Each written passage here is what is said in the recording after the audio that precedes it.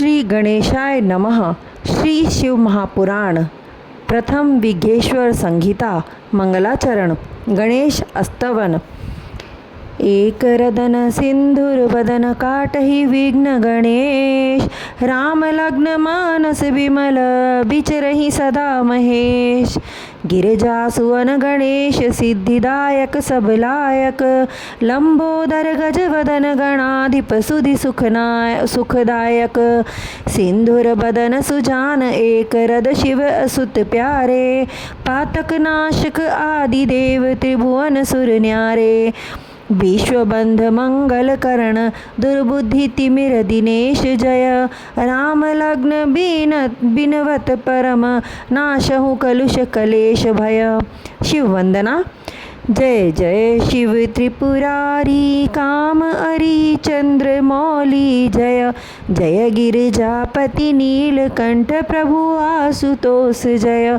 शोभित गंग तरंग शीश वृष पीठ चढ़ैया, भव भार भर हृदय देहूँ पविमोद मठैया।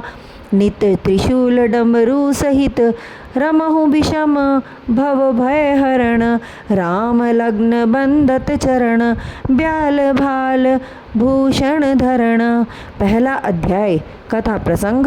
श्री व्यास जी कहते हैं, एक समय श्री गंगा जी और कालिंदी जी के संगम महाक्षेत्र परम पावन प्रयाग में जब मुनियों ने अपना एक विराट सम्मेलन किया, तब महर्षि व्यास शिष्य परम पौराणिक सूत जी के आने पर सभा के लोगों ने अपने अपने स्थानों से उठकर उनकी यथोचित अभ्यर्थना की तथा पूजा सत्कार करके हाथ जोड़कर यह प्रार्थना की कि हे मुनीश्वर, कलयुग में सभी प्राणी पाप ताप से पीड़ित हो, सत्कर्म रहित, पर निंदक, चोर, पर स्त्रीगामी, दूसरों की हत्या करने वाले, देहाभिमानी, आत्मज्ञान रहित, नास्तिक, माता पिता से द्वेष करने वाले और स्त्रियों के दास हो जाएंगे तथा किसी में भी धर्म नहीं रह जाएगा।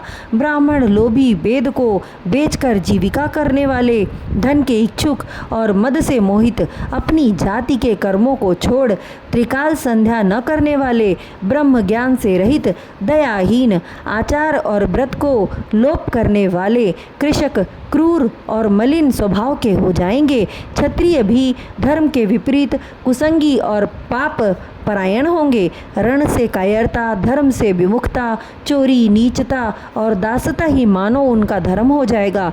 भोगों की लिप्सा और कामिनियों की दास्ता उनके जीवन का मुख्य ध्येय होगा तथा गौसेवा और शरणागत की रक्षा से विरत हो जाएंगे। प्रजा पालन से दूर और जीव हिंसा में उनकी बड़ी रुचि हो जाएगी।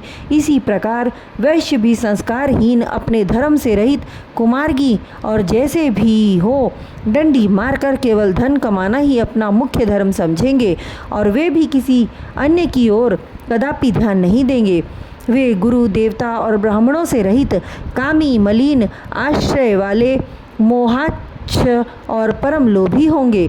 ऐसे ही शूद्र भी अपने धर्म को छोड़ तिलक छाप लगाकर ब्राह्मणों का सा आचार करने वाले, नकली तपस्वी, ब्राह्मणों के तेज हरता, शालिग्राम आदि पाषाण पूजक, होम करता, कुटिल, ब्राह्मणों के निंदक, धनवान, कुकर्मी, विद्वान, विवादी, धर्मलोपक, राजाकृत, दंभी, महाभिमानी, क्रूर, वर्ण धर्म के नाशक, सर्व वर्णों से उच्च और दुष्कर्मी हो जाएंगे।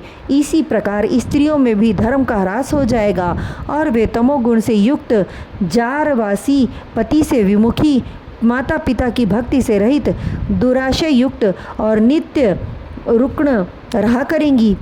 तब ऐसी नष्ट बुद्धि संतानों की लोक परलोक में क्या दशा होगी तथा वे किस उपाय से सद्गति को प्राप्त होंगे। हे सूत जी, सम्मेलन में आप इस पर प्रकाश डालिए, क्योंकि हम लोगों को इसी बात की बड़ी चिंता है कि जगत की आगे क्या दुर्दशा होगी। परोपकार से बढ़कर दूसरा धर्म नहीं है, अतः इसके लिए जो सर्व सिद्धांतों से मान्य हो ऐसा कोई सरल युक्ति आप बतलाने की कृपा कीजिए। व्यास जी कहते हैं कि मुनियों की ऐसी बात सुनकर परम पौराणिक सूत जी अपने मन में भगवान शंकर का ध्यान करते हुए बोले।